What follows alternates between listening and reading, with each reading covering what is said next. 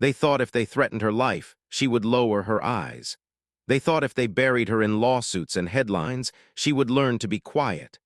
But Alexandria Ocasio-Cortez did not come to survive their contempt.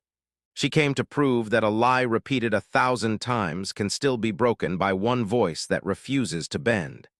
And when she finally spoke, the truth hit harder than any smear they had prepared. The camera framed Alexandria Ocasio-Cortez in an unflinching close-up, the studio lights flattening every contour of her face until there was nowhere left to hide. Her eyes did not move. On the screen behind the moderator, the clip played in full volume, no buffer, no disclaimers. Donald Trump's voice came through with a practiced cruelty that sounded almost bored. Alexandria Ocasio-Cortez is the biggest fraud in Congress. She took campaign money wired from an overseas account in 2018. Maybe ask her why. A beat of silence stretched across the studio, not total, but enough for the sound technician to shift in her seat and for someone in the back row to clear their throat. The moderator's fingers tapped the stack of notes in front of him, as if hoping the paper could give him a script to neutralize what just happened. Congresswoman Ocasio-Cortez, you have just heard the former president's statement. Would you like to respond? Her fingers drummed once against the desk, just once before going still. She tilted her head, eyes never leaving the moderator. Fraud is a strong word, she said, her voice so level it forced the microphones to strain for volume. Coming from a man whose so-called charity stole money from dying children. And if anyone doubts it, the New York Attorney General's report is still public. The moderator blinked. He tried to recover a neutral tone, lips parting in an automatic reflex. Thank you, Congresswoman. But even though the producers had warned the audience to stay silent, a few hands started to clap. No one stopped them. In the second row, an aide to a Republican senator was already typing into his phone. Whatever came next, they would be ready to make it uglier. Alexandria did not smile. She watched the screen replay Trump's face frozen in mid-sneer. Her expression did not soften or harden. It simply settled into something that felt irreversible. Her staff had wargamed every scenario they could imagine, every whisper campaign, every clip dredged from years of footage. But none of them had pictured the precise moment she would throw the match. Outside the studio, the phones in her Bronx office were already vibrating in overlapping rings. Her communications director would be scanning Google alerts, tracking which outlets picked up the claim about foreign funds. They had statements drafted to address nearly any accusation, but the timeline was always hypothetical.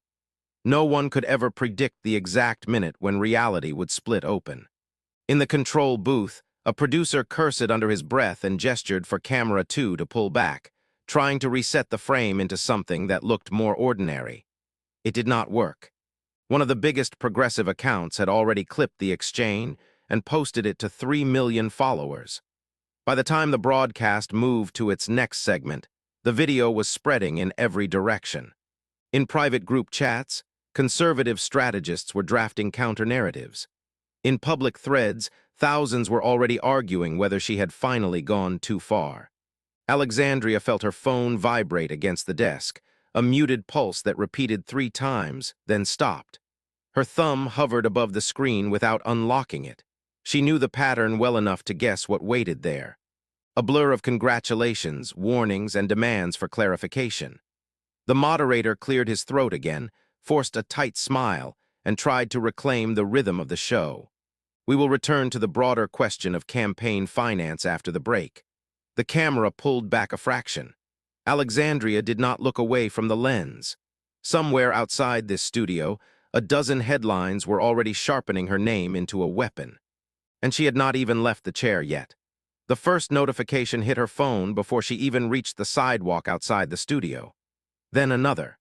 By the time she stepped into the waiting car, the screen glowed with dozens of alerts stacking over each other, each one a new variation of the same story. In less than 10 minutes, the clip had passed 2 million views on Twitter. A progressive account with a following bigger than most newspapers had posted it with the caption, "This is what accountability sounds like." A conservative influencer had reposted it a minute later, adding his own line in all caps. She admits nothing, because she knows she is guilty. Inside the car, the volunteer driver kept their eyes locked on the rearview mirror, voice low. "Do you want me to take the long way back?" Alexandria shook her head without looking up. She scrolled past notifications so fast they blurred. An email flagged urgent from her communications director. A draft statement attached. "We categorically deny any unlawful contributions and have disclosed all records." A link to the FEC filings. A note in smaller text. "This will not be enough." Her thumb hovered over the reply button, but she could not think of a single word to add. The car merged onto the expressway. On the dashboard screen, a news alert flashed red. Fox News, AOC's foreign cash scandal explodes. She exhaled slowly, felt her lungs resist the motion. Every time she thought she understood how fast narratives could mutate, the truth moved faster. At the campaign headquarters, her staff was working in controlled chaos. 2 interns cross-checked the Cyprus claim against donation records. A senior aide drafted talking points for surrogates who would go on air within the hour. No one said it aloud, but the knowledge settled over them like a fog. The appearance of guilt was sometimes more powerful than any fact. In a private Telegram group, a user uploaded an image that claimed to be a wire receipt from a Cyprus account. The watermark was blurry, the font mismatched, the signature a crooked scrawl. None of it mattered. It looked real enough to pass from one angry timeline to the next. By the time Alexandria's team flagged it as unverified, the image had been shared more than 40,000 times. She refreshed her feed, watched the metrics tick higher with every breath. On Facebook, a network of hardline pages began sharing a spliced video clip, her face overlaid with captions in block letters. "We will abolish ICE." The audio did not match her mouth. Anyone who cared to look closely would see it. Most would not care. Her phone buzzed again. A text from her mother. "I saw what he said. Are you all right?" Alexandria typed back, fingers steady only because she forced them to be. "Do not answer the door for anyone." A pause. Her mother's reply came after several seconds that felt longer than they should have. "But what about you?" She closed her eyes. The question was too big to answer in a single line. At a gas station off the interstate, the driver pulled over so she could step out and breathe air that did not smell like recycled plastic. She stood with her back to the car, hands braced against the cool metal of the door. Somewhere, a television played at low volume behind the counter. She caught her own name as she exhaled. The anchor's voice. Spreading like wildfire, with supporters claiming she finally stood up to Trump, while critics call it the ultimate deflection. Her chest tightened. She did not know if it was anger or something more fragile. Both, probably. Inside the car, her phone buzzed again, insistent. She forced herself to look. A message from her deputy communications director, no greeting, just the sentence she had dreaded. They just released a deep fake. Her throat felt dry. She texted back, "What is it this time?" The reply arrived before she could set the phone down, a clip of you saying, "We will defund the military." Her pulse thudded in her ears, not from surprise, but from the clarity that settled in its wake. This was never going to stop with one accusation. She pressed her palm flat against the window, felt the cold. In that moment, she understood that the clip was not simply viral. It was alive. And it would keep growing until it swallowed everything else. When Alexandria arrived at her Bronx district office before sunrise, the air already smelled like solvent and raw paint. She did not have to ask what had happened. The word was scrawled in thick red letters across the brick facade, taller than any of the windows. "Communist rat." Her chief of staff stood near the curb, phone pressed to his ear, voice tight and clipped. "Yes, we have photos. Yes, we are filing a report. No, we will not be making a statement yet." A maintenance worker crouched by the base of the wall, scrubbing at a corner of the paint with a rag that only spread the stain wider. The worker did not look up as Alexandria approached. For a moment, she stared at the letters, trying to decide whether it was worse to erase them or to leave them visible. She heard a camera shutter behind her. A reporter across the street raised a hand, as if to ask permission that had never been given. She turned away without speaking. Inside, the office was cold from the night air that had slipped under the doorframe. Stacks of constituent mail sat unopened on a folding table near the entrance. The familiarity of it almost made her chest ache. It felt absurd that she could still have ordinary obligations waiting for her. In the conference room, her communications team was clustered around a laptop. One of them looked up, voice shaking. They posted a new video an hour ago. She did not need to ask who. She crossed the room and read the headline for herself. The founder's torch claims responsibility for office vandalism. Below it, a frozen frame of a man in a baseball cap, his mouth open mid-sentence. She clicked play without waiting. The man's voice was low and rehearsed, as though he had practiced every syllable to sound controlled. We will hang this socialist witch on a flagpole. No more warnings. The video ended with a still image of her face, the letters traitor stamped across her forehead in digital red. A staffer closed the laptop too fast, as if shutting the screen could erase the threat. No one spoke. On the counter, the office landline began to ring. A second later, her personal phone vibrated in her pocket. The overlap made her dizzy. She sat down on the edge of a metal chair and took a slow breath, letting it fill the hollow space between her ribs. Across the city, the Justice Department had issued a formal statement. It ran as a scroll on cable news. We are aware of the threats directed at Representative Ocasio-Cortez and are monitoring credible indicators of planned violence. It was supposed to be reassuring. Instead, it felt like an admission that danger had become routine. By mid-morning, her staff had compiled a list of local volunteers who had called to withdraw from upcoming events. A note at the bottom of the document read, "Some expressed concerns for their family's safety." She rubbed the heel of her hand over her eyes until she saw flashes of white behind her eyelids. There was nothing to do but keep going. At noon, she slipped out the side door and walked the 3 blocks to her apartment. The streets felt narrower than usual, every corner a place where someone might be watching. When she reached her building, she climbed the stairs instead of taking the elevator. Her legs moved automatically, but her mind was already someplace else, replaying the words. No more warnings. Inside her apartment, she sank to the floor without bothering to turn on the light. Her cat padded over and settled in the hollow between her crossed legs. She pressed her palm to the soft fur, feeling the slow rhythm of the animal's breathing. She slipped one earbud into her ear and called her mother. The line clicked alive, and for a few seconds neither of them spoke. Then her mother's voice came through, calm in the way only experience could make it. "Con, you are not alone." Alexandria swallowed, her throat tight. "I know. You need to remember that. I am trying." Her mother sighed softly. "Try harder." The call ended without ceremony. Outside the window, the afternoon sun had begun to slide behind the buildings, pulling shadows across the floor. She stayed where she was, her hand resting on the cat's back, until her phone chimed with a new email. She did not want to look, but she made herself do it. The subject line was simple. "Governor Romney's office would like to confirm your security status." She closed her eyes again. Even the people she had once counted as opponents were now measuring the threat in units no one could ignore. The laptop camera flickered once before stabilizing, framing Nancy Pelosi in a rectangle of soft light that did nothing to soften her expression.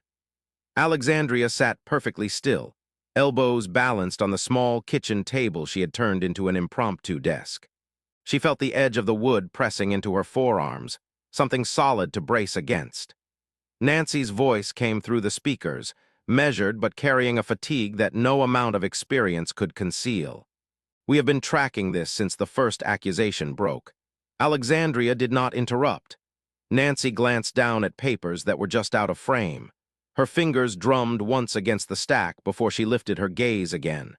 "They are preparing to issue a subpoena, a formal demand for you to testify about your campaign finances from 2018. Alexandria kept her face neutral, though her pulse skidded into a faster rhythm. She leaned closer, voice steady. "On what basis?" Nancy hesitated, then gave the smallest shrug as though she had rehearsed this answer and still hated saying it. "On suspicion." Suspicion of what? That there were foreign contributions. Alexandria felt her jaw tighten. "That is not evidence." Nancy's eyes softened a fraction. "No, it is not. But they do not need evidence to dominate the headlines. They only need the appearance of impropriety." For a moment, the connection crackled with the kind of silence that was not empty but overfull. Nancy spoke again, her tone low. "You need to understand something. They are not trying to convict you. They are trying to make you radioactive. Alexandria looked down at her hands resting on the keyboard. She flexed her fingers once just to feel them obey. Then she lifted her head. If they serve me, I will testify. Nancy nodded slowly, her gaze searching for something Alexandria could not name. I know you will, and it will cost you no matter what you say. Alexandria exhaled, a breath that felt scraped raw on the way out. She asked the question anyway. Is there any proof at all? Nancy's mouth tightened. No, that is the point. They only need the story. The cursor blinked between them, marking time in the silence. Nancy looked away briefly, her jaw shifting. I will keep you updated. Be careful who you answer calls from. The connection ended without further ceremony. The laptop screen returned to the bland blue of the waiting room. Alexandria closed the lid gently, as though force might shatter something she was not ready to fix. She leaned back in the chair, staring at the ceiling where a hairline crack split the plaster in two directions. Her mind went somewhere it had not been in years, to a night so early in her first campaign that she could still taste the adhesive from the posters she had hung herself.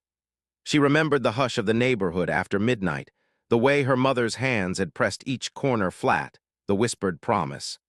They will not see you coming until it is too late. She pressed her palms over her eyes, feeling the grit of fatigue that no amount of rest could wash away. Her phone buzzed once on the table. She did not pick it up immediately. Instead, she let her mind linger in that other life, when ambition had felt clean, unscarred by the rituals of public contempt. Another vibration. She pulled her hands away from her face, vision swimming as she read the new message. Her deputy chief of staff's name in the header. Just heard from someone on the Hill. She unlocked the screen, scrolled down. Governor Romney is considering making a public statement. Her thumb hovered over the reply field, but no answer came. She did not know whether to feel gratitude or dread.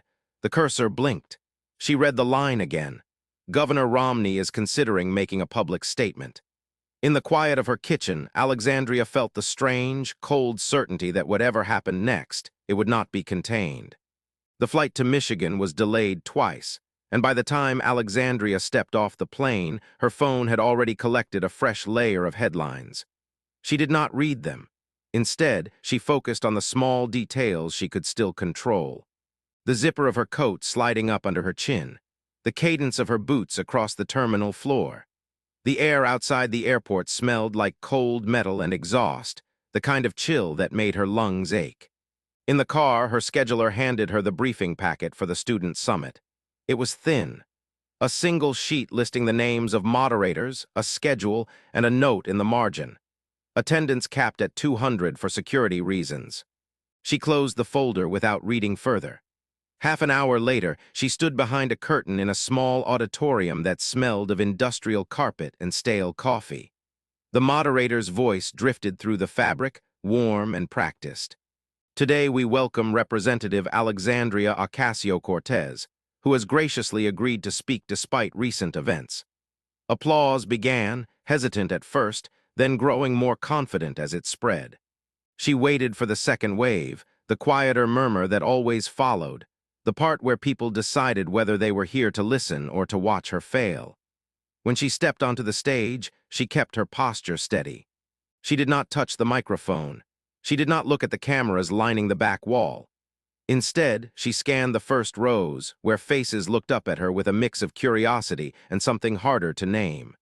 The moderator asked a few questions about policy, about climate and infrastructure. She answered them as if nothing in her life had shifted off its axis. But she knew better. Every word now was measured against the possibility that it would be weaponized by morning. When the floor opened for questions, a young woman in the third row stood. Her hair was pulled back in a tight braid, and she held the microphone in both hands to keep it from shaking. Her voice was soft but steady. Are you afraid they will actually arrest you? The question did not surprise Alexandria. What surprised her was how many others in the room seemed to be holding their breath, waiting to see if she would admit to fear. She let the pause stretch, not to dramatize, but to be sure she meant what she was about to say. Yes, I am afraid. The girl's eyes widened as if she had expected defiance instead of honesty. Alexandria continued, her voice clearer than she felt. Fear is normal. It is survival, But silence is not survival. Silence is surrender. And if we let them teach us that speaking the truth is more dangerous than the lie, then we have already lost more than any campaign can fix. The auditorium held still. No one shifted in their seat. No one coughed. For a moment, the silence felt like something solid. Then a scattering of applause rose, filling the space she had left open. It was not loud, but it was clean. After the event, she thanked the organizers and walked alone to the side exit. Outside, the evening had dropped below freezing. Her breath came in slow white clouds. She watched it drift into nothing, then pulled her scarf tighter and kept walking. By the time she reached her hotel, her hands were stiff with cold. She let herself in without turning on the overhead light. In the small kitchenette, she filled the sink with hot water and watched the steam rise. One by one, she washed the few dishes she had used that morning. Her reflection flickered in the dark window above the faucet, outlined in the glow of a muted television across the room. She could hear her own name repeated over and over by a host she did not recognize. Accusations, defiance, political theater. She rinsed a glass, set it upside down on the rack, and wiped her hands on a thin hotel towel. Her phone chimed from the table. She almost ignored it, but the habit was too strong. She crossed the room, picked it up, and read the subject line. Romney is meeting with his advisors. He wants to be sure. She read it twice, then a third time. Her thumb rested on the edge of the screen. In the dark, with the radio still repeating the same words, she closed her eyes. Whatever happened next, no one could call this just another headline. The email arrived just after dawn, time-stamped 5:58 in the morning. Alexandria read the subject line twice before opening it. Governor Romney's office, security inquiry. The body of the message was brief. Governor Romney asked if you feel safe. He believes this has gone too far. She stared at the screen, feeling an unexpected tightness in her throat.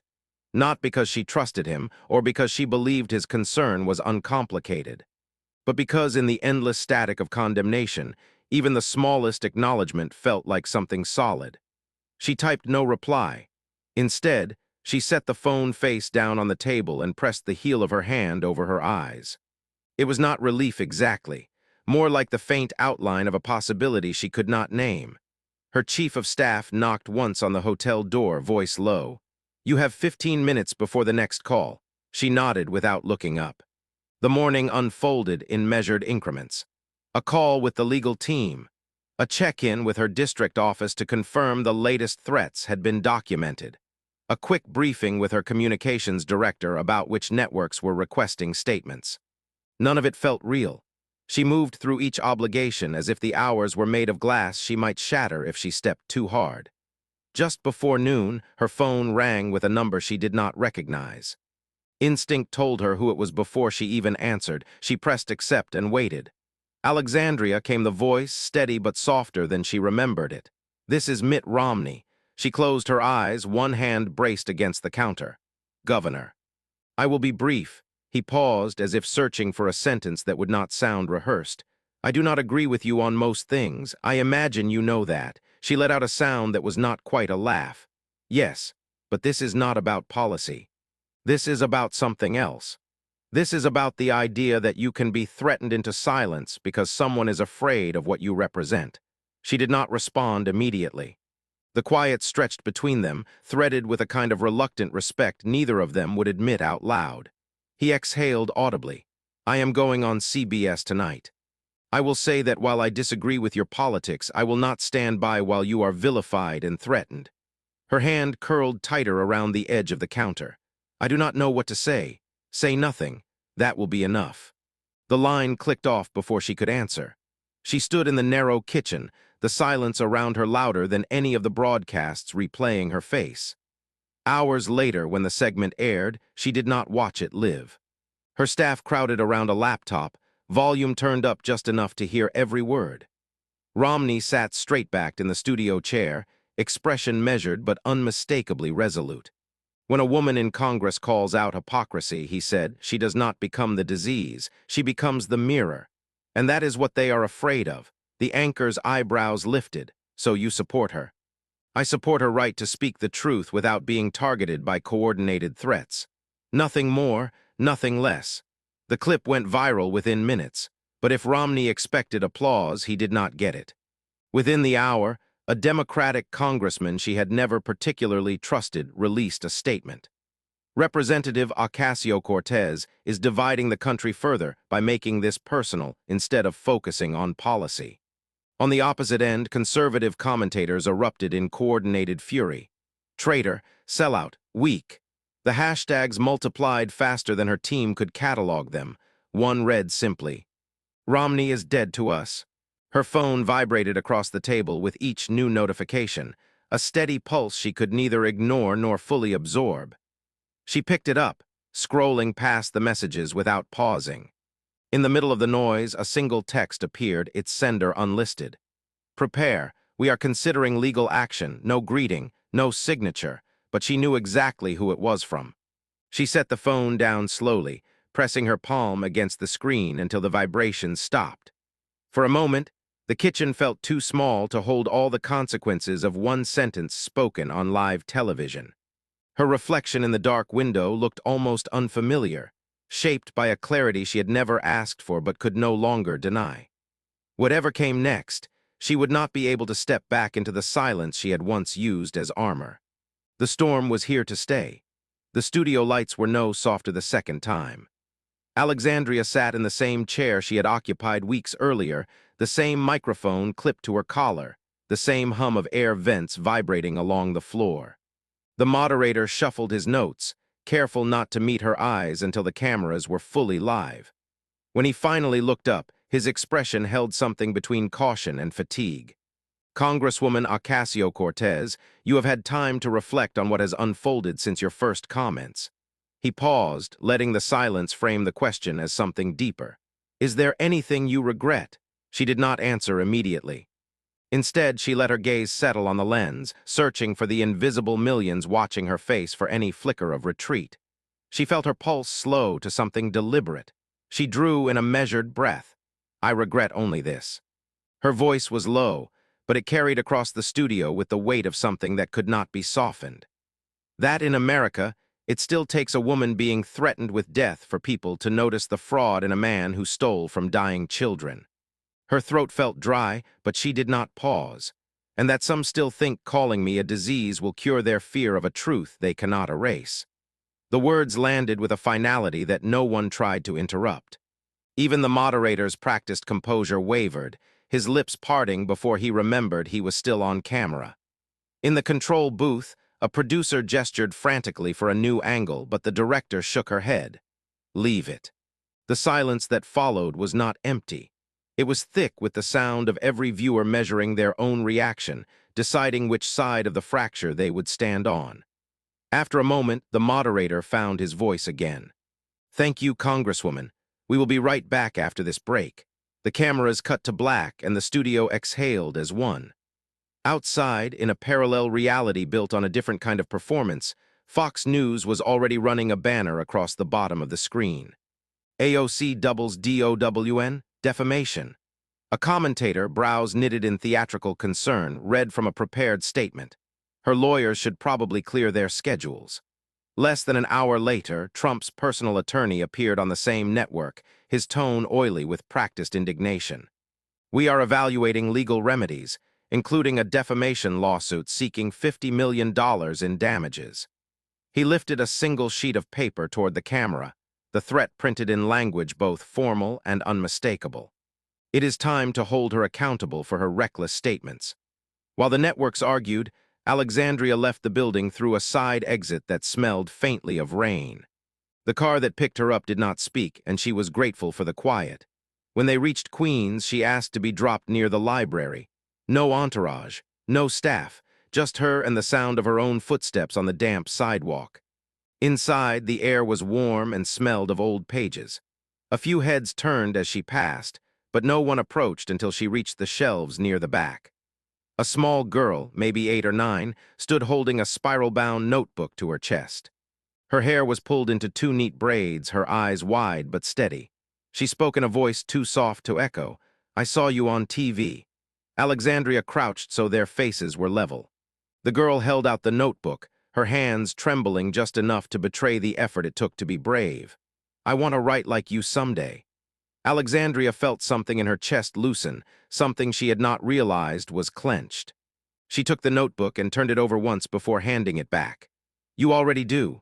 The girl smiled, a small, defiant curve that felt like the first honest thing she had seen all day. That night back in her apartment, she did not turn on the television. She did not check her phone. Instead, she sat at the kitchen table in the dark, the hum of the refrigerator filling the space where the noise used to be. When she finally lifted her phone, she did not scroll. She typed a single sentence and pressed post without rereading it. "I did not come to be liked. I came to be heard." Miles away, in a glass-walled office high above Manhattan, Trump's lawyer set down his pen on a stack of documents. The letterhead was embossed, the language precise. A single line waited for a signature at the bottom of the page. It was ready. And nothing would stay quiet for long.